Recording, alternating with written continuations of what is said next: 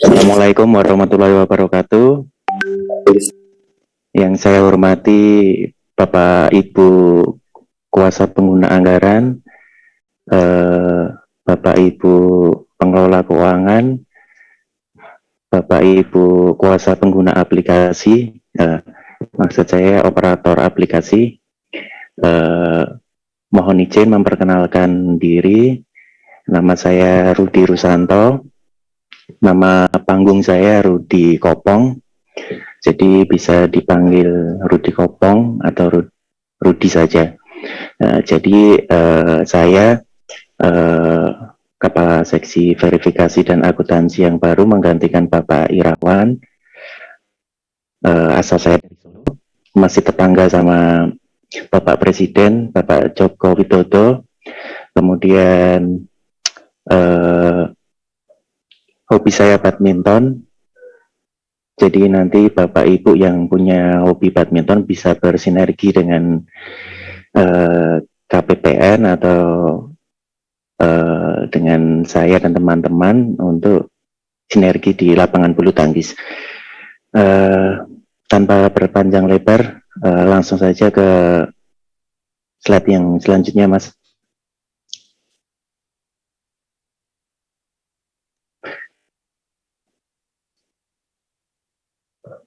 Baiklah, Bapak Ibu, pada kesempatan kali ini saya akan menyampaikan sedikit materi saja. Yang pertama yaitu tentang penyelesaian administrasi hibah langsung. Jadi Bapak Ibu, hibah langsung ini terdiri dari dua, yaitu hibah langsung dalam bentuk uang dan hibah langsung dalam bentuk barang atau jasa atau surat berharga. Untuk saya akan membahas hibah langsung dalam bentuk uang terlebih dahulu. Jadi mekanismenya setelah satuan kerja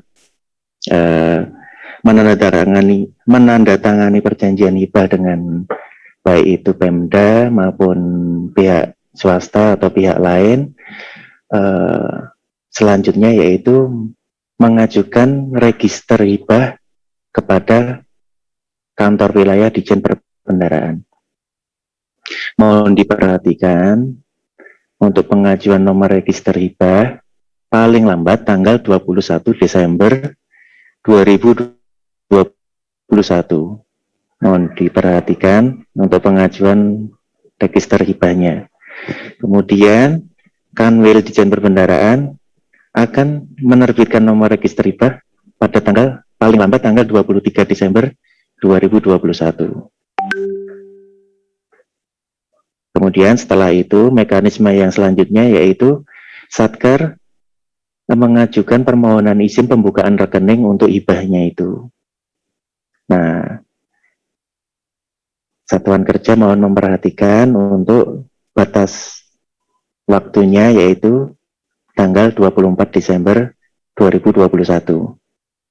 Kemudian KPPN akan memproses permohonan pembukaan rekening paling lambat tanggal 27 Desember. Kemudian setelah itu untuk hibah dalam bentuk uang perlu dilakukan revisi DIPA terlebih dahulu. Revisi DIPA diajukan ke Kanwil Ditjen Perbendaharaan. Kemudian untuk pengesahannya setelah tadi sudah mengajukan register, dapat register dari Kanwil, kemudian pembukaan rekening dan revisi, kemudian pengesahan atas hibah dalam bentuk uang itu, Satker menyampaikan SP2HL ke KPPN paling lambat tanggal 7 Januari 2022. Tapi diberi tanggal 31 Desember untuk SP2HL-nya. Mohon diperhatikan ya Bapak Ibu. Kemudian kalau ada kemudian KPPN akan mengesahkan SP2HL itu dengan SPHL paling lambat tanggal 11 Januari. Mohon maaf ini agak kepotong. Tanggal 11 Januari. Nah, apabila dari hibah dalam bentuk uang itu ada pengembalian yang tidak habis, tidak terpakai, ada sisa, Satker dapat mengajukan SP4HL, surat perintah pengesahan pengembalian pendapatan hibah langsung. Nah, itu tanggal 7 Januari juga. Itu. Ini untuk hibah langsung dalam bentuk uang. Mohon diperhatikan deadline-nya tanggal 21, tanggal 24 Desember, kemudian tanggal 7 Januari. Itu. Kemudian yang kedua yaitu hibah dalam bentuk barang atau jasa atau surat berharga. Untuk setelah Satker menandatangani perjanjian hibah dengan Pemda atau pihak swasta, mohon segera untuk mengajukan register ke ke Kanwil Ditjen Perbendaharaan. Kalau dalam hibah dalam bentuk uang tadi tanggal 21 Desember, kemudian kalau hibah dalam bentuk barang paling lambat tanggal 27 Desember 2021. Kemudian setelah mendapatkan register dari Kanwil yang paling lambat diterbitkan oleh Kanwil tanggal 29 Desember, Satker yang memperoleh hibah barang agar mengajukan pengesahan MPHL BCS. MPHL BCS itu memo pengesahan hibah langsung barang atau jasa atau surat berharga paling lambat tanggal 7 Januari. Sama kayak pengajuan SP2HL maupun SP4HL yang dalam bentuk uang tadi tanggal 7 Januari. Dengan ketentuan MPHL-nya diberi tanggal 31 Desember 2021. Kemudian KPPN akan melakukan persetujuan atas MPHL BCS yang diajukan oleh Satuan Kerja paling lambat tanggal 11 Januari. Nah, untuk Satuan Kerja yang mendapatkan hibah langsung, mohon untuk memperhatikan hibah langsung dalam bentuk barang, mohon untuk memperhatikan tanggal-tanggal deadline tersebut ya. Kalau berdasarkan data yang kami terima dari Kanwil untuk hibah dalam bentuk barang yang paling terakhir yaitu yang diterbitkan oleh Kanwil tanggal 15 Oktober. Ini ada Satker yaitu Kodim 0903 Bulungan mendapatkan hibah dari pemerintah Kabupaten KTT, Kabupaten Tanah Tidung. Nah, itu mohon untuk segera menyampaikan MPHL BCS ke KPPN Tanjung Selor. Next Mas, selanjutnya Mas. Nah, pada kesempatan kali ini saya juga akan menyampaikan tentang akuntansi dan materi tentang akuntansi dan pelaporan. Nah, ini terkait rekonsiliasi dan penyampaian LPJ bendahara. Jadi untuk rekonsiliasi di akhir tahun, Satuan Kerja paling lambat melakukan upload data Saiba di aplikasi e-rekon paling lambat tanggal 21 Januari. Tapi 21 Januari 2022. Tapi kami mohon kepada Satker agar menyampaikan jangan di batas terakhir ini. Kami mohon agar setelah UP-nya selesai, setelah semuanya selesai, agar segera melakukan rekonsiliasi kepada KPPN. Paling lambat tanggal 21, kalau bisa ya tanggal 19 Januari atau lebih cepat lebih bagus gitu. Kemudian untuk rekonsiliasinya rekonsiliasi dengan KPPN, antara Satker dengan KPPN paling lambat dilaksanakan tanggal 24 Januari 2022. Kemudian setelah dilakukan rekonsiliasi, datanya sudah oke, Satuan Kerja dapat mengajukan laporan keuangannya ke tingkat wilayah UAPW paling lambat tanggal 25 Januari 2022. Ini untuk rekonsiliasi SAI. Kemudian yang selanjutnya yaitu penyampaian LPJ bendahara.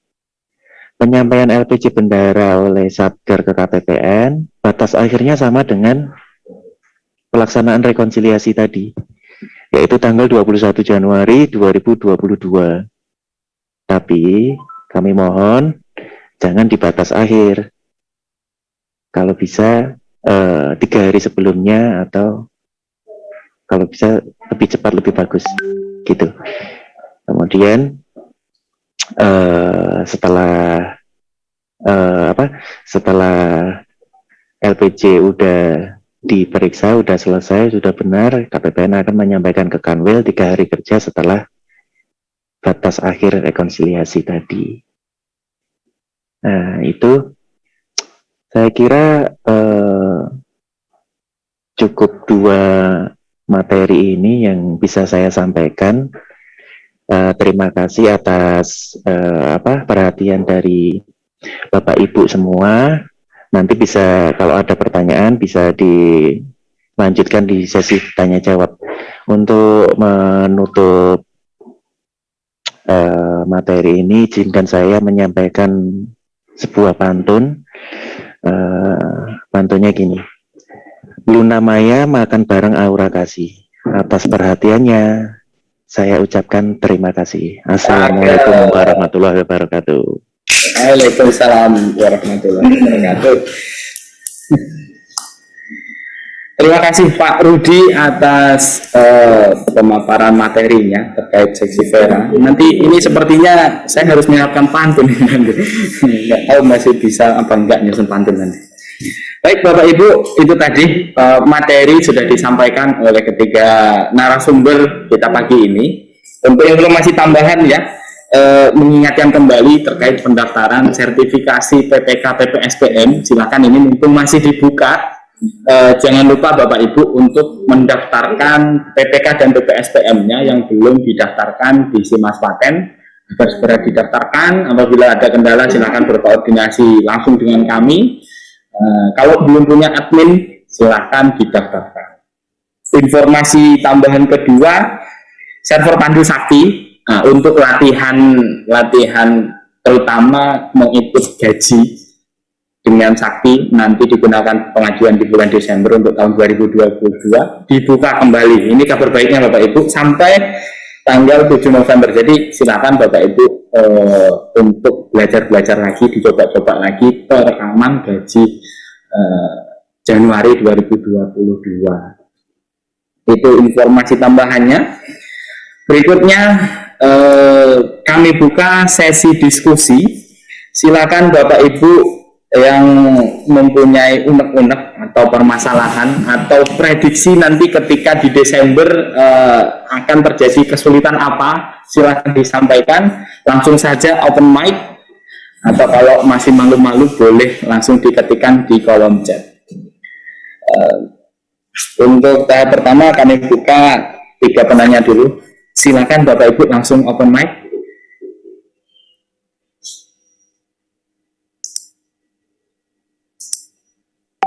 Atau sudah jelas semua nih, Mas? Sepertinya Bapak Ibu juga sudah hafal ya ketentuan Desember, gitu-gitu aja. Nanti takutnya ketika di Desember ada sesuatu yang tidak terprediksi. Nah ini kita coba menggali kira-kira potensi permasalahan apa yang nanti akan timbul di bulan Desember. Kalau sudah tergali di awal bisa dipetakan. Sepertinya ada yang sudah open mic ini tadi, Pak Karno, BPS Kaltara. Ya Mas, baik Mas. Assalamualaikum warahmatullahi wabarakatuh. Waalaikumsalam warahmatullahi wabarakatuh. Silakan Pak Karno. Ketahuan sih open mic, kalau nggak ketahuan ketutup lagi nih Mas. Nggak apa-apa Pak, langsung saja silakan. Baik Mas, terkait ini termin dengan kontrak, kami sudah merencanakan pembayaran termin pertama itu di tanggal 8 bulan 10. Apakah ini juga berlaku pada seperti apabila bas terakhir gitu kan? Kalau bas terakhir kan 17 hari kerja harus sudah diajukan gitu Mas. Nah, kalau termin ini apakah juga berlaku seperti itu? Itu yang pertama Mas. Yang kedua terkait dengan TUP yang bisa sampai 1 M bisa dibaringkan dengan TUP. Kalau selama ini kita kan untuk pembayaran di atas 50 itu harus dikontrakkan kan, harus dikontrakkan, didaftarkan kontraknya untuk pembayaran LS. Nah, kemarin saya sempat jalan-jalan ke BPS Kabupaten Kota. Itu ada pembayaran di atas 50 juta memakai TUP tapi tidak dikontrakkan. Apakah memang diperbolehkan atau memang seharusnya tetap dikontrakkan pakai TUP? Itu yang kedua. Yang ketiga,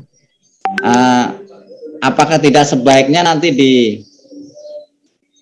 di pembuatan gaji induk gaji induk Januari itu dibuka open Zoom bukan 1 hari sih Mas, 1 sesi untuk mungkin secara bersama-sama membuat GPP Januari 21. Apabila ada teman-teman, terutama teman-teman nanti yang mungkin mengalami kesusahan atau mungkin juga saya lah, ini kan sudah mesin tua nih.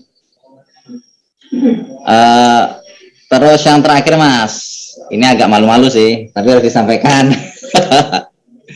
Di background kita ada sosialisasi, atau memang nggak bisa kan Mas dirubah jadi workshop sehingga ada muncul 1 kertas itu gitu, sertifikat. Mungkin itu aja Mas, terima kasih Mas Sidik. Assalamualaikum. Waalaikumsalam warahmatullahi wabarakatuh. Wah, langsung disapu nih sama Pak Karno. Yang pertama terkait pengajuan SPM, apakah berlaku BAST saja atau BAPP juga sama? Yang kedua terkait TUP 1M, yang ketiga pembuatan gaji Januari, yang keempat sertifikasi terkait penunjang angka kredit, begitu ya Pak Karno. Karena tidak banyak nih pertanyaannya, langsung saja kami beri kesempatan kepada Pak Ben untuk menjawab pertanyaannya, nanti akan ditambahkan oleh Pak Asep. Silakan Pak Ben. Siap, makasih Mas Sidik. Makasih atas pertanyaannya Pak Karno ya, dari BPS Kaltara ya Pak Karno ya. Untuk yang pertanyaan pertama Pak Karno, yang termin pertama direncanakan dibayar 8 Oktober 2021, apakah itu berlaku 17 hari kerjanya kah, apa BAST-nya? Nah, untuk yang termin pertama Pak Karno, karena ini kan masih termin pertama, belum batas akhir kan, berarti yang disampaikan cuman BAPP aja ya, BAPP dan BAP-nya saja. BAST-nya belum harus disampaikan. Tapi kalau untuk yang 17 hari kerja itu kan, kalau sesuai yang untuk indikator penyelesaian tagihan kan, itu kan memang harus berlaku, yang 17 hari kerja itu tetap berlaku. Walaupun memang dari itu kan 17 hari kerja itu kan dihitung dari BAPP atau BAST.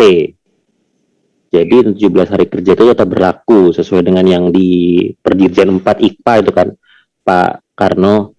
Jadi tetap itu berlaku untuk 17 hari kerja paling lama sudah harus disampaikan ke KPPN ya Pak Karno. Mungkin untuk itu ya, untuk yang pembayaran termin pertama. Untuk yang kedua ini pertanyaan terkait TUP ya, pembayaran di atas 50 juta. Mungkin ini bisa ke Pak Asep ya. Kalau mungkin dari saya mungkin sebentar mungkin bisa ditambahkan Pak Asep nanti ya. Untuk pembayaran di atas 50 juta yang kontraktual apabila TUP, ya untuk kontraknya sih tetap harus dibuat sih kayak Pak Pak Karno ya, nanti mungkin bisa diituin sama Pak Asep ya, kontraknya bisa tetap dibuat, tapi mungkin tidak, karena ini pembayaran melalui UP atau TUP, mungkin tidak harus didaftarkan ke KPPN. Mungkin seperti itu dari saya jawabannya Pak Karno. Mungkin bisa dilanjutkan ke Pak Asep. Disilakan Pak Asep. Ya, siap Mas Ben. Jadi untuk perlu kami tegaskan lagi Bapak Ibu sekalian ya, Pak Karno ya, bahwa UP, TUP, LS itu adalah cara pembayaran ya. Jadi tidak mengubah cara pengadaan. Yang harus pakai kontrak tetap harus pakai kontrak, yang harus pakai lelang tetap harus pakai lelang juga ya. Cuman untuk pembayarannya bisa di LS kan, bisa juga di UP ataupun TUP kan. Makanya itu bisa sampai dengan 1 miliar untuk satu orang penerima atau satu penyedia.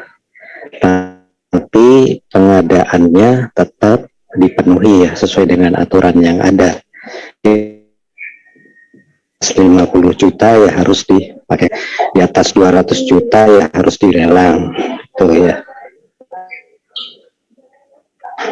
begitu ya Pak Karno ya. Jadi untuk yang tadi 50 juta di atas 50 harus dikontrakkan walaupun nanti tidak didaftarkan di KPPN, tapi pembayarannya melalui mekanisme TUP. Jadi harus dibedakan ya Pak Karno ya dan teman-teman yang lain, Bapak Ibu sekalian, antara cara pembayaran dengan cara pengadaan.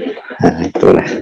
Kemudian untuk gaji GPP 2022, gaji Januari 2022 akan diadakan pendampingan oleh KPPN, oleh para trainer ya, baik dari KPPN sendiri maupun dari bantuan dari teman-teman trainer sakti dari Kanwil. Nah, nanti kami akan segera infokan ya Bapak Ibu sekalian untuk pendampingannya nanti.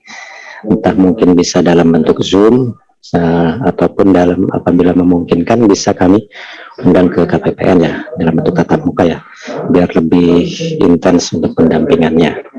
Kemudian untuk sertifikasi sendiri Pak Karno, kami ingin sekali memberikan semacam sertifikat untuk setiap kegiatan-kegiatan kami, tapi sampai dengan saat ini aturan ataupun pengadaan workshop ataupun yang mengeluarkan untuk sertifikat itu tidak ada di KPPN. Entah mungkin untuk kedepannya bisa menjadi bisa kami ajukan ke kantor pusat kami sebagai usulan supaya KPPN juga bisa menerbitkan sertifikat untuk tambahan angka kredit bagi teman-teman fungsional. Demikian Pak Karno, mudah-mudahan bisa menjawab pertanyaan dari Pak Karno. Assalamualaikum warahmatullahi wabarakatuh. Terima kasih Pak Asep atas penjelasannya. Sama terima kasih juga untuk Pak Ben. Ya, terima kasih Pak. Baik, itu tadi ya Pak Karno terkait gaji. Mungkin dalam waktu dekat ini karena server Pandu Sakti sudah dibuka kembali sampai tanggal 7 November, mungkin nanti coba saya susun jadwalnya dulu, kalau memungkinkan diutamakan pembuatan SPM gaji Januari 2022. Jadi biar lancar dulu, nanti ketika bulan Desember langsung go show seperti itu ya Bapak-bapak, terutama yang mempunyai pagu gaji. Berikutnya ini ada yang raise hand dari Kemenak Malinau, Pak Muiz. Silakan Pak Muiz.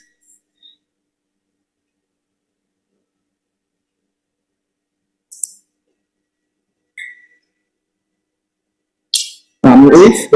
Ya. Terima kasih Mas. Halo, kedengaran? Terdengar jelas Pak, silakan. Oke. Assalamualaikum warahmatullahi wabarakatuh. Waalaikumsalam warahmatullahi wabarakatuh. Izin bertanya, ini mungkin untuk masalah SIP saja sih pisahan gitu untuk di akhir tahun. Pertanyaan kami untuk SIP di posisi akhir tahun ini, apakah jenis belanjanya itu dibatasi ya Mas? Itu satu. Jenis belanjanya di dalam SIP itu apakah dibatasi atau fleksibel? Nah, itu yang pertama. Yang kedua, batas batas SPG SPM GU Nihil atau PTUP yang ada belanja uang makan di dalamnya itu 9 Desember itu apakah dibatasi? Minimalnya mulai tanggal berapa di bulan Desember? Karena seperti ini Mas, ini beberapa kali kejadian kami di tahun-tahun yang lalu ketika di dalam UP itu ada kita bebankan uang makan bulan Desember, saat sudah tidak ada lagi kegiatan yang lain kami laksanakan, tinggal uang makan saja. Ketika mau melakukan GU Nihil, ternyata terlalu cepat gitu loh.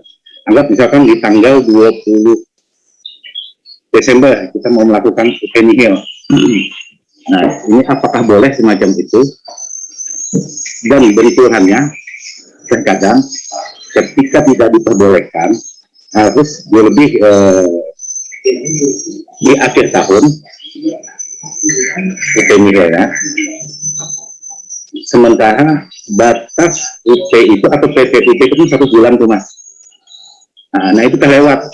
Nah ini seperti apa nih kalau ada kasus-kasus semacam ini?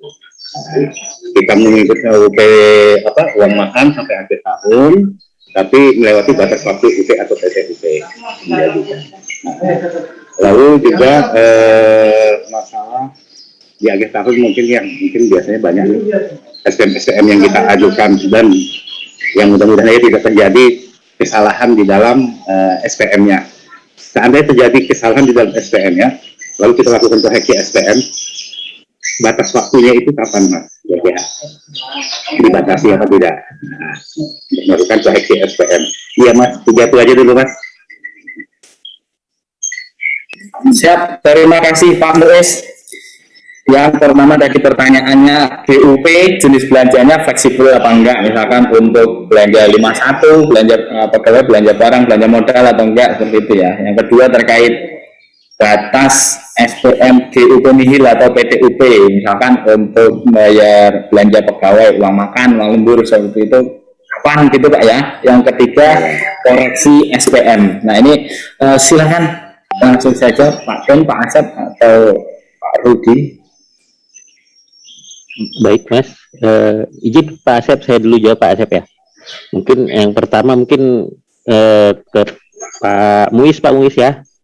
Untuk yang pertama mungkin yang saya jawab dulu yang terkait koreksi SPM. Tadi emang agak terlewat, saya belum.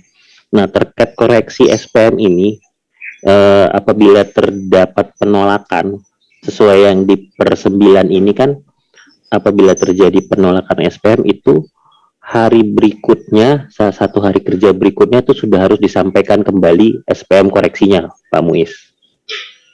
Jadi sesuai di pasal 14 ya, kalau seingat saya di per 9 ada disebutkan seperti itu sudah harus menyampaikan di hari berikutnya dengan melampirkan surat keterangan penolakan SPM dari KPPN. Nah, surat keterangan penolakan dari KPPN ini nanti dari KPPN pada saat kami melakukan penolakan di ISPM, nanti kami juga akan menyampaikan surat penolakannya kepada Bapak Ibu sekalian, kepada Satker. Nanti mungkin kami akan menyampaikan itu melalui mekanisme tercepat mungkin ya, media tercepat melalui WA atau email, biar kami pasti akan langsung menghubungi pihak Satker lah, agar bisa langsung tersampaikan kalau ada koreksi, sehingga besoknya paling lambat atau hari itu juga dia bisa kembali menyampaikan SPM koreksinya kalau ada kesalahan SPM. Nah, mungkin yang kedua, mungkin saya mencoba menjawab yang nanti mungkin bisa ditambahkan Pak Asep berikutnya yang lebih dari sisi TUP GUP-nya. Untuk yang terkait uang makan apabila GU Nihil yang bayarannya oleh TUP, uang makan, uang lembur, seyogyanya emang karena ada uang makan dan uang lembur ini yang harus dibayarkan sampai akhir tahun, seyogyanya sih dibayar nantinya nihilnya itu sih awal tahun ya Pak, karena kita kan belum tahu tuh kehadiran dari uang makan kan dibayarkan berdasarkan kehadiran tuh Pak. Kita mungkin tidak tahu juga apakah nanti pegawai bersangkutan hadir atau tidak sampai akhir tahun ya. Kecuali mungkin Bapak Ibu mungkin bisa prediksi di tanggal 31-nya ya, di hari terakhir kerja mungkin. Tanggal 31 Desember mungkin situ mungkin kalau sudah ketahuan uang makan bisa dibayar berapa dan sudah bisa tahu yang harus disetor berapa. Nah, mungkin situ bisa langsung nihil, bisa dalam hari itu juga mungkin bisa juga. Atau ya nanti nihilnya di awal tahun. Mungkin dari saya itu saja Pak Muiz, mungkin selanjutnya mungkin silakan ke Pak Asep. Silakan Pak Asep. Iya, Mbak Dani minta tolong untuk yang UPT-UP dong, namanya slide-nya yang tadi penggunaan UPT-UP.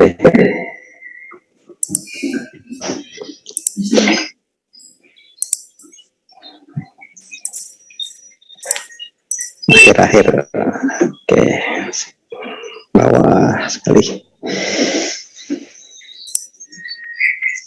Nah, itu tadi Pak Muiz ya, ternyata untuk penggunaan UP apapun TUP itu sangat luas sekali, bisa jadi istilahnya tidak kita batasi untuk operasional maupun belanja non operasional. Kelewatan tadi Mbak. Nah, oke, itu aja. Jadi bisa tidak kita batasi ya untuk UP maupun TUP itu belanja operasional dan belanja non operasional. Bisa apa aja dan jumlahnya juga bisa tidak kita batasi ya. Yang penting penerima atau penyedia barang itu adalah maksimal di 1 miliar untuk penanganan selain penanganan pandemi ya. Kalau untuk penanganan pandemi tidak dibatasi. Nah, itu Bapak Ibu sekalian bisa dimaksimalkan dengan itu, termasuk juga untuk uang makan. Nah, disitulah. Kemudian untuk jangka waktu yang tadi nomor 2 mungkin Bapak Ibu Pak Muiz ya yang menanyakan bahwa untuk UP itu tetap pertanggungjawabannya adalah 1 bulan. Nah, mungkin Bapak Ibu sekalian mengajukan ya, contohnya mungkin di tanggal Bapak Ibu sekalian punya SPM atau SP2DUP itu adalah terbit di tanggal misalnya 13 Oktober. Nah, itu kan November ya, 13 November misalnya ya. Maka itu 1 bulannya adalah di 13 Desember. Nah, tetap itu harus dipenuhi. Nah, untuk uang makan maupun yang lain-lainnya misalnya Bapak Ibu masih banyak sekali kegiatan yang harus dibiayai dengan UP ataupun sejenis dengan itu, Bapak Ibu sekalian mengajukanlah TUP di sebelum tanggal 6 Desember ya. Saya harapkan juga di tanggal 1 dan 2, 3 Desember itu maksimal ya.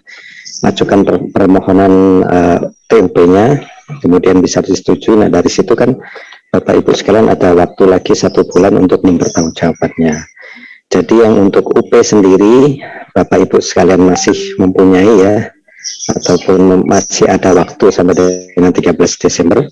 Nah, untuk TUP sendiri Bapak Ibu sekalian bisa ada waktu lagi sampai dengan tanggal 31 Desember. Nah, itulah makanya ada mekanisme UP dan TUP. Nah, jadi semua bisa diakomodir lewat pengelolaan itu maupun dengan LS lah. Gitu ya. Jadi untuk TUP sendiri Bapak Ibu sekalian misalnya yang tadi uang makan ya, uang makan melalui TUP. Nah, kemudian Bapak Ibu sudah hitung semua sampai dengan tanggal 31 Desember itu diasumsikan tidak ada yang cuti ya. Maka di tanggal 30 mungkin Bapak Ibu sekalian bisa bayarkan untuk uang makannya melalui TUP yang tadi. Kemudian tanggal 31 Desember Bapak Ibu bisa store sisanya. Nah, itu. Kemudian SPM nihilnya bisa diajukan di Januari 2022. Demikian Pak Muiz, mungkin ada yang kurang jelas silahkan Pak Muiz tanyakan langsung. Ya. Bagaimana kalau misalkan kita mengajukan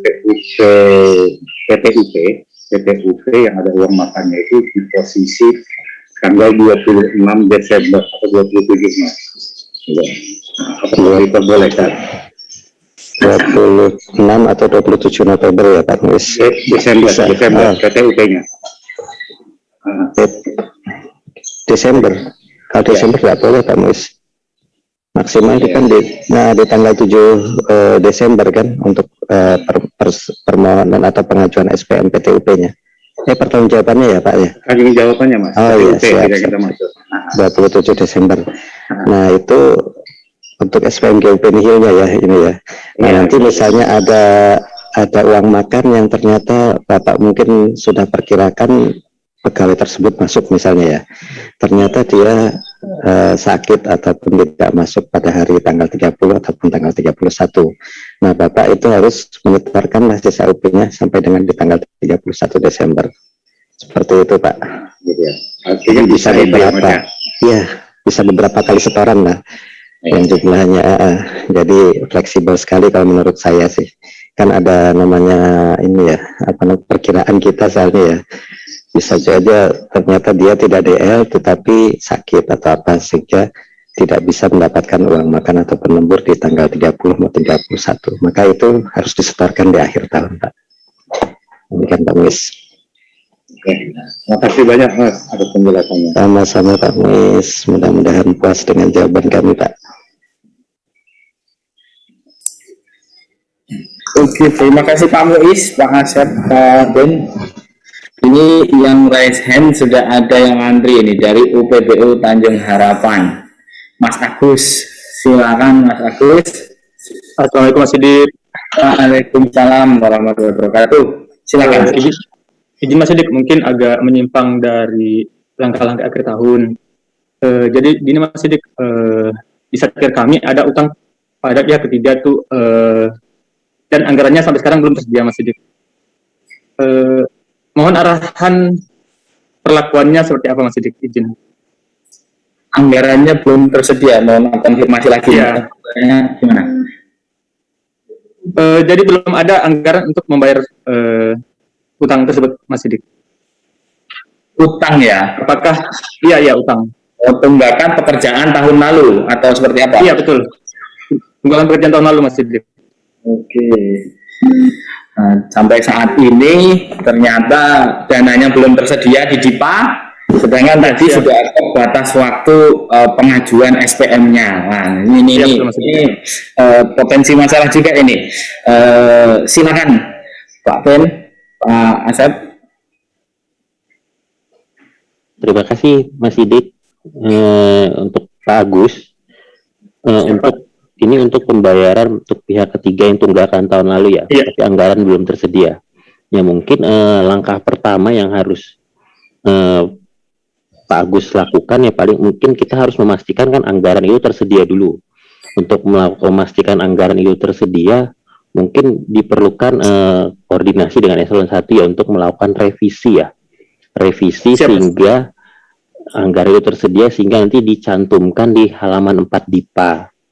Halaman 4 di Pasatker. Mungkin Mas Agus mungkin bisa berkoordinasi juga dengan Kanwil DJPB ya, bidang PPA 1 terkait masalah revisi DIPA-nya. Nah, nanti kalau emang sudah tersedia di DIPA-nya dan sudah tercantum di halaman 4 DIPA, mungkin baru selanjutnya bisa kita proseskan untuk pembayarannya.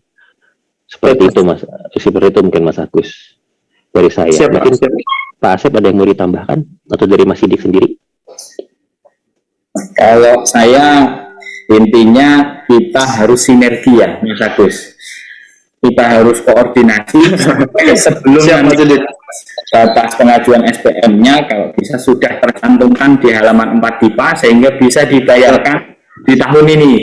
Nah, karena untuk tunggakan memang ada ketentuan khusus mengenai pembayaran tunggakan, yaitu harus dicantumkan dalam DIPA tahun 2021 dan dananya harus ada dulu. Kalau dananya belum ada berarti intinya seperti itu. Siap Mas Sidik, terima kasih Mas Sidik. Terima kasih Pak Ben. Ya sama-sama Mas. Ada lagi Bapak Ibu?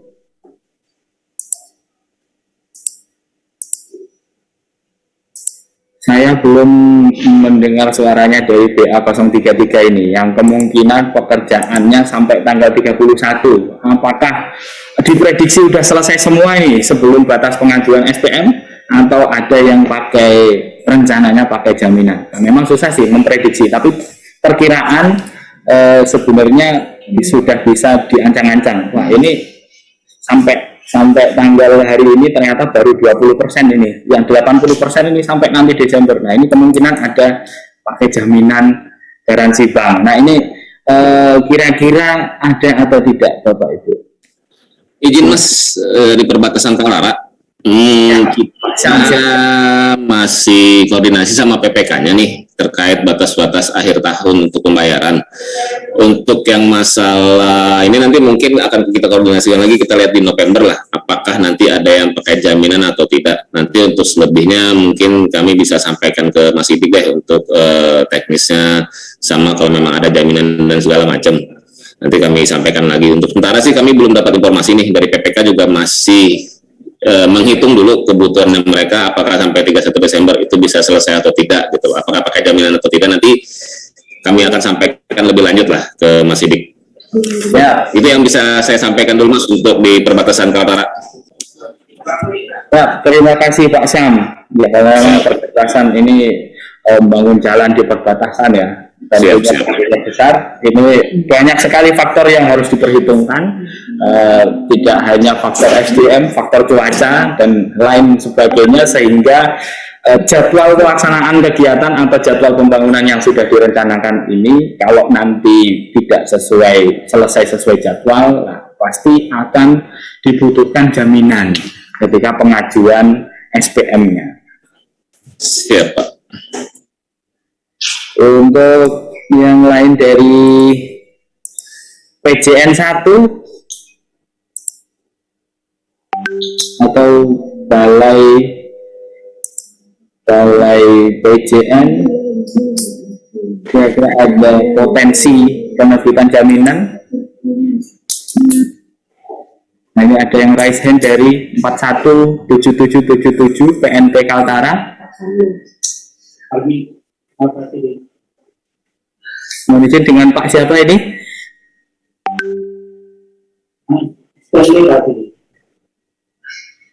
Mohon izin Pak, suaranya putus-putus, dengan Bapak siapa ini? Oh, Pak Stanley. Wah, silakan Pak Stanley.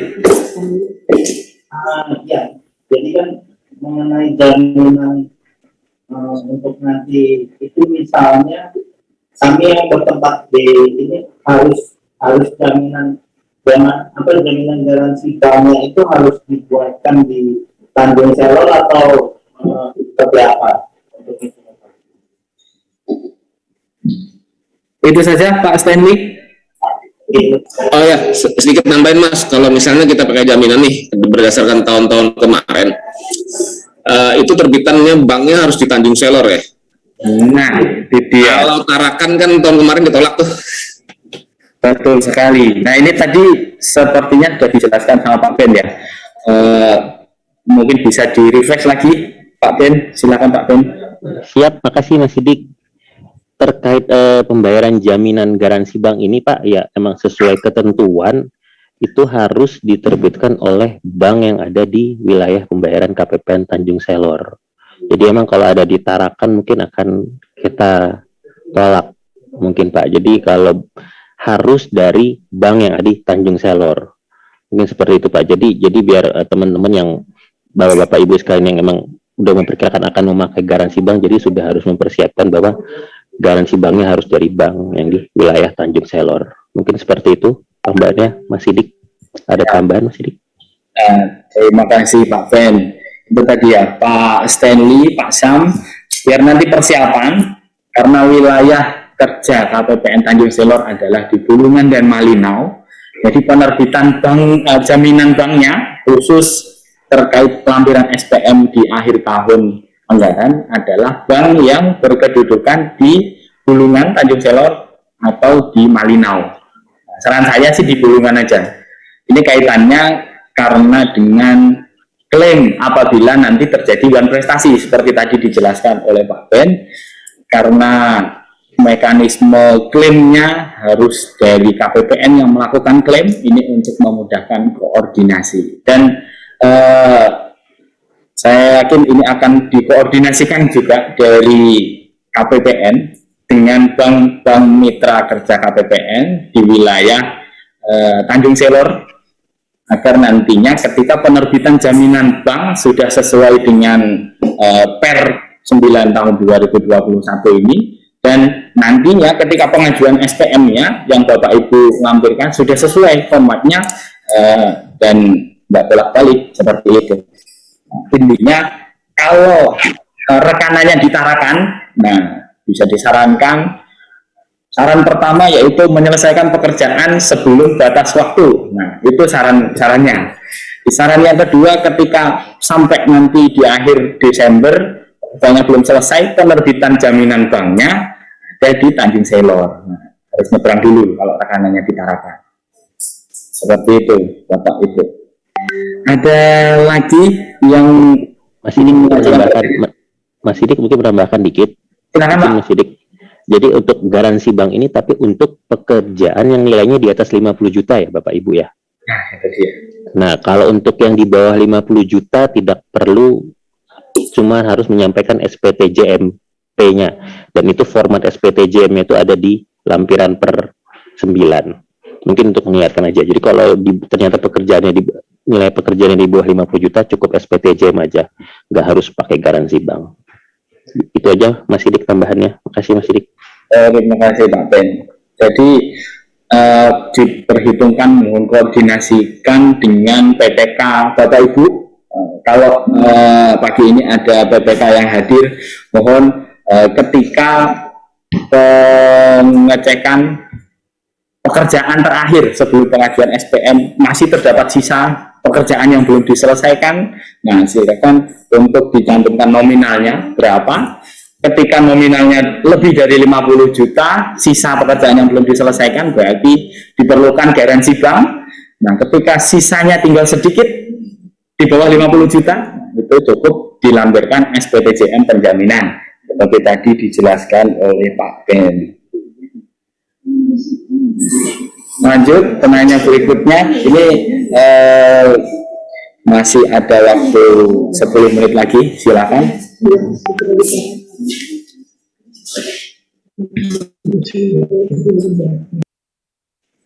Assalamualaikum Mas. Waalaikumsalam, Pak Safarudin dari Loka Monitor, silakan di monitor Pak. Iya Mas. Bisa bertanya melenceng dari itu Mas? Boleh. Persiapan akhir tahun. Ya, ini Mas terkait dengan sertifikasi tadi ya, PPSPM dan PPK ya Mas. Kebetulan kami masih sampai sekarang belum melakukan proses itu ya Mas, proses sertifikasi. Nah, apakah mungkin nanti di 2022 ini menjadi wajib ya untuk seluruh PPSPM atau PPK? Itu yang pertama. Yang kedua Mas, itu terkait dengan uang makan tadi Mas, masih terkait dengan akhir tahun. Nah ini kan setiap tahun itu kan memang jadi hal yang yang jadi berulang tiap tahunnya. Nah beberapa kali kami ajukan sebelum tanggal 31 tuh tidak diperbolehkan oleh PS di KPPN karena belum selesai belum selesai waktunya ya Mas ya. Kalau sebenarnya kan kalau kita buat pun nanti kan kita melihat ketika di tanggal 31 itu supaya tidak tidak bertumpuk pekerjaan, apalagi harus menyetor sisa UP. Jadi ketika pun nanti sudah selesai GU dan kemudian ada hal-hal yang tidak sesuai dengan rencana, misalkan ada pegawai yang tadinya tidak hadir dan kemudian tidak hadir karena sesuatu hal, kita akan kembalikan. Seperti misalkan uang makan yang kita cairkan LS di uang tunjangan kinerja yang kita cairkan sebelum tanggal 15 tadi ya. Nah, ketika misalkan di akhir tahun tanggal 30 ketika itu ada potongan ya kita akan kembalikan. Nah, itu mungkin bisa jadi perhatian juga Mas. Karena kami beberapa kali mengusulkan sebelum tanggal 31 uang makan tapi ditolak karena belum berakhir masa kerja, maksudnya belum berakhir sampai tanggal 31. Terus ini Mas terkait dengan ada rencana perubahan struktur keuangan Mas. Kan di Sakti itu udah terdaftar PPK dan PPSPM. Nah, ketika misalkan ada kebijakan nanti Mas, ini masih rencana ada pergeseran antara PPK dan PPSPM. Nah, ini kami apa harus menyurat lagi untuk mengganti user PPK dan PPSPM. Nah, termasuk juga tadi Mas sertifikasi itu, sertifikasi PPK dan PPSPM. Mungkin itu Mas 3. Terima kasih atas jawabannya. Oke, terima kasih Pak Safar. Mungkin nanti terkait sertifikasi PPK PPSPM dijawab oleh Pak Asep, dan yang penihilan untuk uang makan di ini Pak Ben, saya izin dulu untuk yang pendaftaran perubahan user Sakti. Silahkan diajukan pendaftarannya ke kami sebelum dipakai nanti di bulan Desember untuk pengajuan gaji induk Januari. Tentunya ketika pendaftaran diperlukan aktivasi OTP. Nah, ini aktivasi OTP yang harus dilakukan sebelum nanti ketika pembuatan SPM maupun pendaftaran supplier dan lain sebagainya yang digunakan di tahun 2022. Itu untuk terkait Saktinya. Dan untuk sertifikasi PPK PPSPM dan pengajuan nihil, silakan Pak Asep dan Pak Ben. Saya coba jawab pertama ya Mas. Untuk ini tadi Mbak, sertifikasi PPK dan PPSPM di tahun 2022 apakah wajib ataupun tidak ya? Tapi sebenarnya ya tidak ada kewajiban untuk sertifikasi PPK PPSPM di 2022. Tetapi Bapak Ibu sekalian perlu disadari juga bahwa masa ini adalah dalam masa peralihan. Jadi kami memang belum diwajibkan, tetapi kedepannya seperti juga pada bendahara ya. Bendahara kan harus diwajibkan ya. Begitu juga dengan PPK dan PPSPM ini. Jadi sebagai wujud tanggung jawab kita sebagai pengelola keuangan dituntut untuk lebih profesional. Nah, bentuk dari profesionalitas itu adalah mempunyai sertifikat untuk PPK dan PPSPM-nya.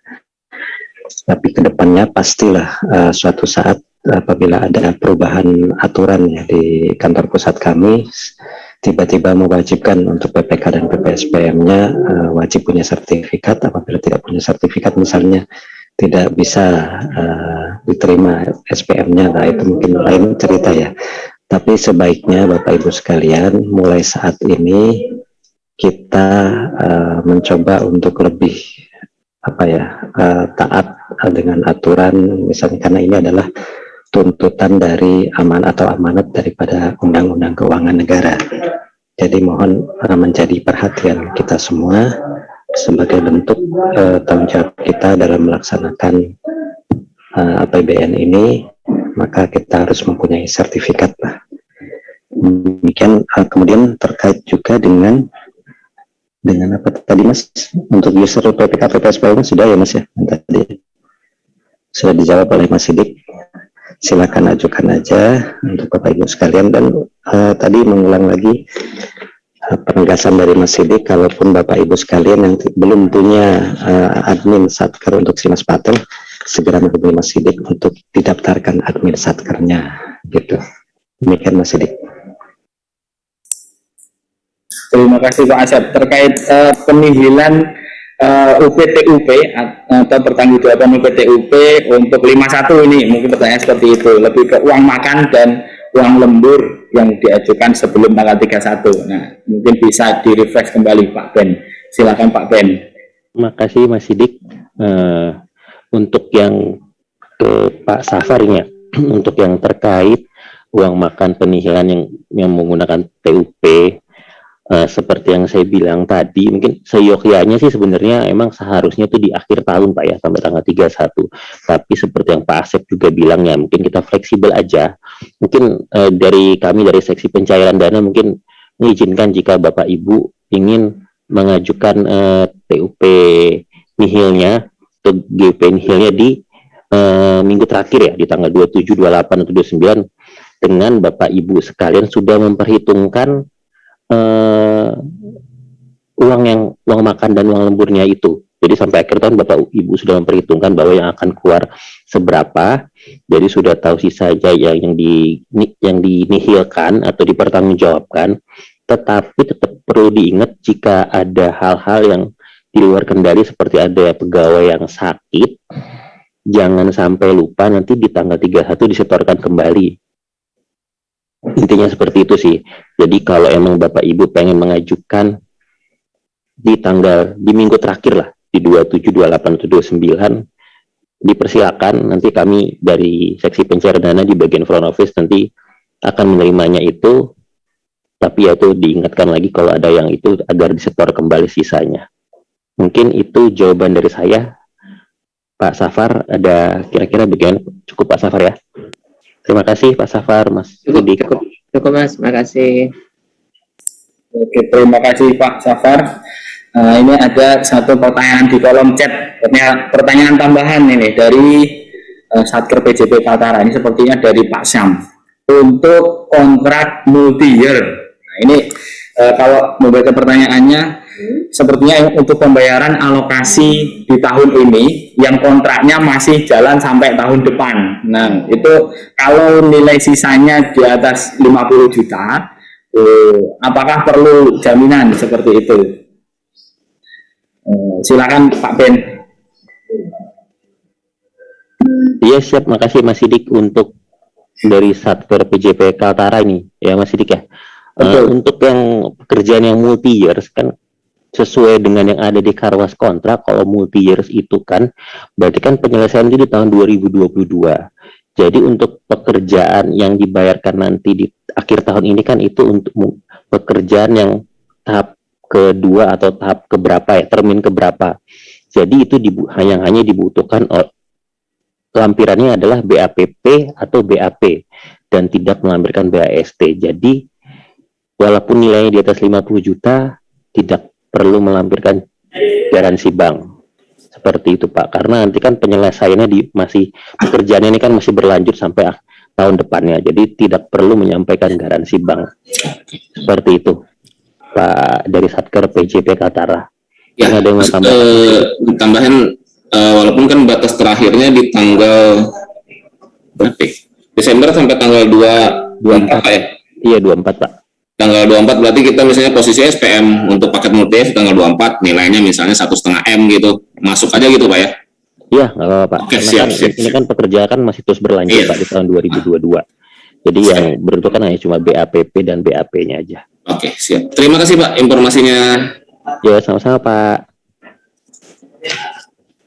Oke, terima kasih Pak Syam. Ada pertanyaan lagi dari Kanwil Kemenak ini. Apakah bisa uang makan Desember dibayarkan di Januari menggunakan anggaran 2022? Nah, ini tadi juga sudah dijelaskan Pak Ben ini. Nah, silakan Pak Ben untuk di-refresh lagi Pak Ben. Siap, makasih Mas Sidik untuk Bapak Kanwil Kemenak ya.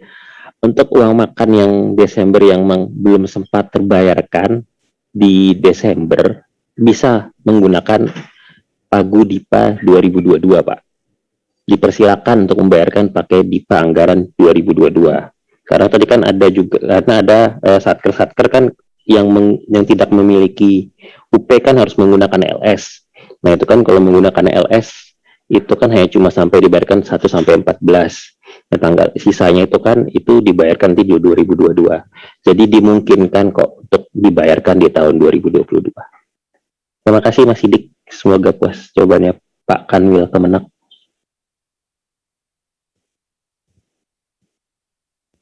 Silakan Mas Sidik. Terima kasih Pak Ben. Nah, tadi pertanyaannya masih termenit ya. Ada lagi Bapak Ibu yang masih perlu didiskusikan, kita kupas tuntas yang ini. Mumpung masih ada waktu ini.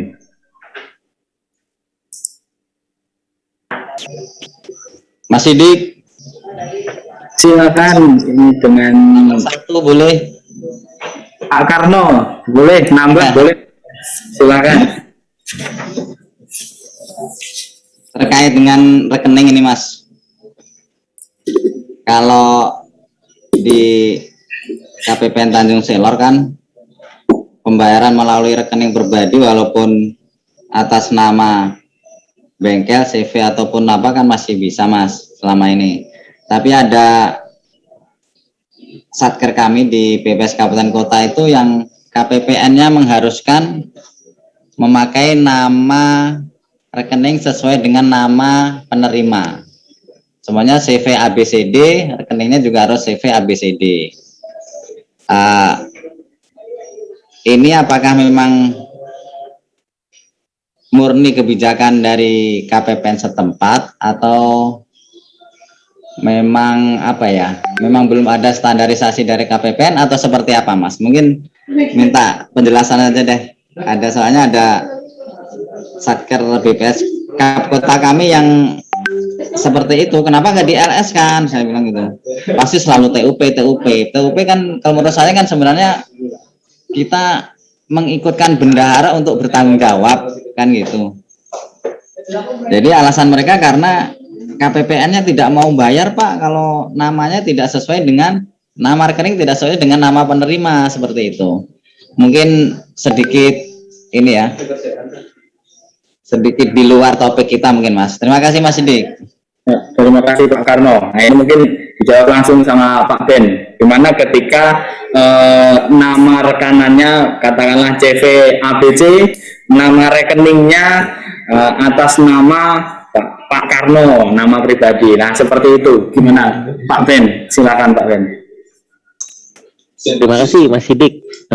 Terkait penamaan rekening Pak Karno itu kalau boleh tahu kalau di kami di KPPN Tanjung Selor itu walaupun itu atas nama pribadi tapi itu dia mewakili dari CV itu kita perbolehkan sih, masih diperbolehkan. Nah selama ini yang Pak Karno tadi jelaskan tertolak itu di mana ya Pak Karno ya? Ada salah satu KPPN di Kaltara Mas, bahwa dia setiap ini yang di Kasubag umum di BPS Kota itu kalau saya ke sana lihat SPJ-nya gitu kan, kenapa sih selalu pakai UP atau pakai TUP gitu kan? Itu kan mengikutkan bendahara untuk bertanggung jawab gitu kan. Maksud saya ya PPK-nya aja lah, cukup berhenti di PPK dengan pembayaran LS gitu.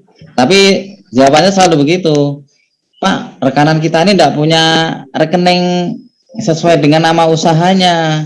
Dan KPPN-nya tidak mau menolak, tidak mau membayar apabila nama rekeningnya itu tidak sesuai dengan nama penerimanya, begitu. Nah. Memang sebenarnya sih domainnya mungkin saya tanyakan ke DJPB ya. Tadi ini untuk penjelasan kepada saya aja, bahwa nanti suatu saat apabila saya berkunjung ke sana mungkin bisa saya mungkin minta penjelasan ke PPN yang bersangkutan bahwa sebenarnya bisa gitu, mungkin saya bisa ditunjukin peraturannya atau apanya gitu Pak Ben, jadi saya punya bekal gitu. Makasih Pak Ben. Ya makasih Pak Karno. Untuk peraturan mungkin Mas Sidik mungkin bisa nambahin Mas Sidik, atau mungkin dari Pak Asep ya. Nah, izin menambahkan ya Pak Ben. Iya, kalau terkait penamaan rekening, ya, rekening yang dicantumkan dan namanya ini mengikuti buku tabungan atau rekening koran yang dimiliki oleh rekanan. Misalkan CV-nya atau katakanlah nama usaha bengkel, gitu kan? Bengkel masih kecil, belum berbentuk badan usaha untuk pembayaran LS non kontraktual yang kecil-kecil misalkan. Nah, ini mau di LS kan. Ketika bengkelnya belum mempunyai rekening atas nama bengkel, nah itu misalkan rekening yang punya bengkel, nah, rekening pribadi dan yang seperti itu, nah itu pencantuman namanya berarti sesuai dengan buku tabungan atau rekening koran yang diserahkan ke BPK Satker, seperti itu.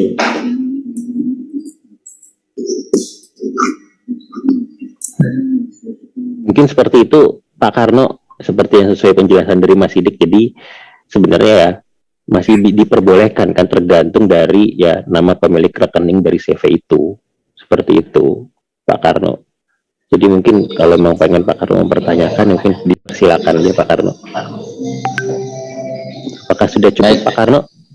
Baik, cukup jelas Pak Ben. Pada intinya sebenarnya diperbolehkan gitu kan, apabila memang sebenarnya itu adalah rekening penanggung jawab dari pemilik usaha itu gitu. Betul. Masalahnya di sana itu ya seperti itu. Maksudnya pelaksana pekerjaannya adalah CV ABCD. Ternyata nomor rekeningnya atas nama perorangan. Itu mereka tidak mau. Jadi akhirnya mereka membayarnya pakai UP ataupun TUP seperti itu sih. Maksudnya kalau bisa pakai LS kan lebih apa ya? Lebih cantik lah, lebih enak menurut saya gitu. Mungkin itu aja Pak Ben. Terima kasih atas penjelasannya Mas Sidik dan Pak Ben. Sama-sama Pak Karno. Di kolom chat masih ada satu pertanyaan terakhir ini Pak Ben. Nah, ini yang nggak kalah pentingnya juga terkait penyampaian berkas fisik SPM di akhir tahun. Nah, ini untuk menghindari ketika berkas fisik masih dikirim atau nanti dalam perjalanan. Ini strateginya seperti apa Pak Ben? Silakan Pak Ben. Terkait penyampaian berkas fisik SPM di akhir tahun. Ya, terima kasih Mas Sidik. Ini pertanyaannya dari Kemenak Malinau ya, Pak Muiz ya.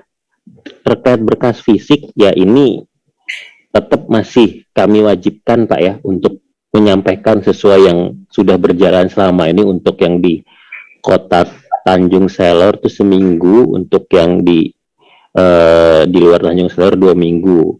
Nah, untuk Pak Muiz yang di Malinau kan ini kan bisa menyampaikan berkasnya ke kantor kami yang di filial Pak ya. Nanti kan dari kalau sudah tidak harus menyampaikan ke kami kan Pak. Jadi bisa cuma menyampaikan berkas fisiknya tetap PPN filial yang di Malinau. Nanti dari petugas kami yang di sana nanti akan menyampaikan ke kami bahwa ternyata Kemenak Malinau sudah menyampaikan berkas ke situ. Jadi untuk berkas fisik tetap berjalan seperti biasa Pak ya. Karena itu menjadi IKU kami juga. Jadi emang kami harus benar-benar memastikan bahwa berkas fisik itu ada. Jadi biar maaf aja mungkin biar Satker lebih teratur, lebih tertib dalam menyampaikan, tidak kan takutnya kami karena sudah SPM sudah berjalan nanti Satker jadi lupa. Jadi kami tetap sesuai aturan yang selama ini sudah kita jalankan. Mungkin seperti itu Pak Muiz. Terima kasih Pak.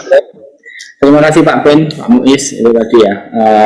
Kalau di Malinau pelayanan filial masih kami buka untuk penerimaan berkas ya Bapak Ibu. Silahkan dimanfaatkan. Itu tadi diskusinya hangat sekali. Kalau ini saya lanjutkan mungkin bisa sampai maghrib ya Bapak Ibu. Nanti sebelum sampai maghrib mungkin ketika ada hal-hal lain yang perlu didiskusikan lebih lanjut bisa langsung japri ke saya, Pak Asep atau Pak Ben, atau terkait pelaporan bisa ke Pak Rudi. Nanti bisa lebih meningkatkan sinergi. Kalau belum kenal bisa sekalian Bapak Ibu kenalan. Sebelum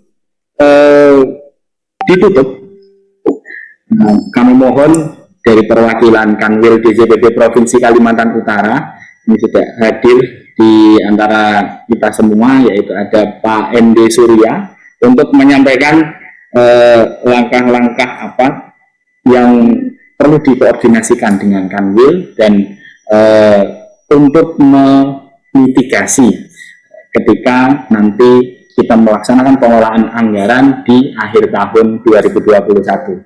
Kepada yang kami hormati Bapak ND Surya, kami silakan. Terima kasih Mas Sidik atas waktunya, Pak Juanda. Bismillahirrahmanirrahim. Yang kami hormati Bapak dan Ibu kuasa pengguna anggaran, PPK atau PPSM atau yang mewakili yang hadir pada kesempatan pagi hari ini. Assalamualaikum warahmatullahi wabarakatuh. Selamat siang, salam sejahtera untuk kita semua. Sebelumnya kami ucapkan terima kasih atas waktu yang diberikan kepada kami, Pak Juanda, Kepala KPN Tanjung Selor, Menarik tadi diskusinya dari Bapak dan Ibu sekalian. Terima kasih kami ucapkan juga atas atensi yang diberikan. Semoga apa yang disampaikan hari ini juga menjadi dasar yang baik bagi kita melaksanakan kegiatan ke depannya. Mungkin dari kami di Kanwil Dijen Perhubungan Provinsi Kalimantan Utara sebagai mitra kerja juga Bapak dan Ibu sekalian, mungkin salam kenal dari saya pertama kali kalau mungkin ada Bapak Ibu yang belum pernah bertemu dengan kami, dengan saya khususnya. Saya adalah Ende Jona Surya, Kepala Bidang Pembinaan Pelaksanaan Anggaran 1 yang mungkin juga banyak berinteraksi dengan Bapak dan Ibu sekalian, khususnya terkait pelayanan yang ada di Kanwil, utamanya terkait dengan revisi, dengan register hibah, dan juga ada penerbitan maksimum pencairan penerimaan negara bukan pajak yang tidak terpusat. Nah, mungkin dari hasil sosialisasi langkah-langkah akhir tahun untuk tahun anggaran 2021 ini, tadi sudah banyak disampaikan oleh Pak Ben, Pak Asep, Mas Sidik juga. Mohon Bapak dan Ibu sekalian bisa memperdomani, dan yang terpenting juga diinternalisasi kepada pelaksana kegiatan maupun pengelola keuangan di unit kerja Bapak dan Ibu sekalian. Terutama terkait dengan tanggal-tanggal penting tadi. Hari ini penting karena Bapak dan Ibu sekalian perlu melakukan perencanaan, baik perencanaan kegiatan maupun nanti jika kegiatannya sudah terlaksana, terkait dengan pertanggungjawabannya harus menghitung mundur lah. Jangan sampai tanggal yang tadi terlewat atau jangan terlalu mepet ke tanggal deadline. Seperti yang disampaikan Pak Asep tadi, karena kita menghindari hal-hal yang mungkin di luar kuasa kita, umpamanya tiba-tiba ada listrik yang mati atau ada gangguan sistem, atau ternyata tiba-tiba petugas operatornya sakit pada hari itu. Nah, kita menghindari hal-hal yang mungkin membuat pelaksanaan kegiatan dan pengelolaan keuangan kita menjadi terganggu atau terhambat. Nah, mungkin sejalan dengan itu juga tadi sudah disampaikan, mohon tanggal tadi juga menjadi pedoman sehingga nantinya tidak terjadi dispensasi. Karena pertama dispensasi selain menghambat juga kami ingatkan kembali yang terhormat Bapak Juanda, Kepala KPP. Mungkin setoran UP atau TUP yang tidak dilaksanakan di tanggal 31 Desember itu juga akan mengurangi nilai IKPA Bapak dan Ibu sekalian.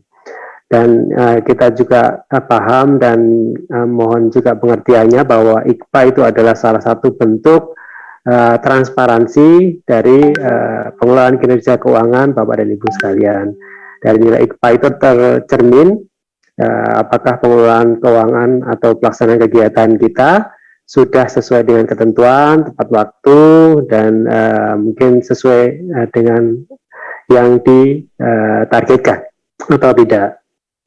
Nah, terakhir semoga Bapak dan Ibu sekalian dalam melaksanakan kegiatan di akhir tahun ini senantiasa diberikan kesehatan, kemudahan, kelancaran dalam baik penyelesaian kegiatan maupun pengelolaan pertanggungjawabannya secara tepat waktu dan sesuai ketentuan, sehingga harapannya di akhir nanti seperti yang di awal disampaikan Pak Ben tadi kalau nggak salah kita bisa lebih menikmati akhir tahun Bapak dan Ibu sekalian, karena semuanya sudah kita rencanakan, kita mitigasi langkah-langkah yang perlu kita lakukan sehingga semuanya bisa berjalan sesuai dengan yang kita harapkan. Mungkin itu dari yang bisa kami sampaikan Pak Sigit. Mungkin terkait sinergi dan koordinasi seperti disampaikan Pak Sidik tadi, ada satker mana tadi yang untuk pembayaran tagihan misalnya belum ada kegiatannya, belum ada alokasi anggarannya di DIPA. Nah, sinergi dan koordinasi juga penting. Lakukan, mohon Bapak dan Ibu sekalian juga melakukan sinergi dan koordinasi baik dengan unit internalnya maupun kalau ada kebutuhan tambahan alokasi anggaran untuk membayar tagihan tahun yang lalu misalnya, segera juga berkoordinasi dengan unit eselon 1-nya masing-masing. Karena waktu berjalan terus Bapak dan Ibu sekalian dan waktu tidak bisa kembali, sehingga ini juga harus berhitung, mohon dikoordinasikan dengan baik, sehingga nanti seandainya sudah selesai, ada proses revisi yang perlu dikoordinasikan juga dengan kami akan selalu membuka tangan lebar-lebar Bapak dan Ibu sekalian, memberi kesempatan kepada Bapak dan Ibu sekalian untuk melaksanakan revisi, tentunya dengan rambu-rambunya Bapak ya, Ibu dan sekalian ya, masih ada deadline yang harus disampaikan untuk terkait revisi ini. Mungkin itu yang bisa kami sampaikan Pak Sidik. Terima kasih atas waktunya. Mohon maaf jika ada kekeliruan dalam penyampaian. Wassalamualaikum warahmatullahi wabarakatuh. Kami kembalikan kepada Mas Sidik. Waalaikumsalam warahmatullahi wabarakatuh. Terima kasih kami sampaikan kepada Bapak ND. Baik Bapak Ibu yang kami hormati, sebelum ditutup untuk mengakhiri sosialisasi kita pagi ini, kami mohon closing remarks dari Bapak Juanda, sekaligus mengingatkan kita semua terkait persiapan nantinya untuk sukses penutupan akhir tahun anggaran 2021. Kepada yang kami hormati Bapak Juanda, kami silakan. Terima kasih Mas Sidik waktunya. Assalamualaikum warahmatullahi wabarakatuh. Bapak Ibu semuanya, memang waktu telah berjalan ya. Tadi saya melihat bahwa diskusinya cukup ramai, Bapak Ibu sangat antusias sekali. Namun kalau diteruskan tadi Mas Sidik bilang sampai maghrib ya. Jadi karena waktu inilah yang memisahkan kita, namun demikian kami di Kabupaten Tanjung Salor ya siap menerima apa yang namanya kendala di Bapak Ibu semua. Yang penting tadi disampaikan juga sama Mas Sidik, Pak ND, bahwa sinergi dan koordinasi itu sangat penting ya. Jadi kami terus membuka ruang untuk Bapak Ibu semua manakala ada kendala. Nah, silakan koordinasikan dengan kami. Atas kehadiran Bapak Ibu semua, kami sangat berterima kasih. Mudah-mudahan acara ini bisa selesai dan Bapak Ibu semuanya bisa melaksanakan di akhir tahun dengan baik dan lancar.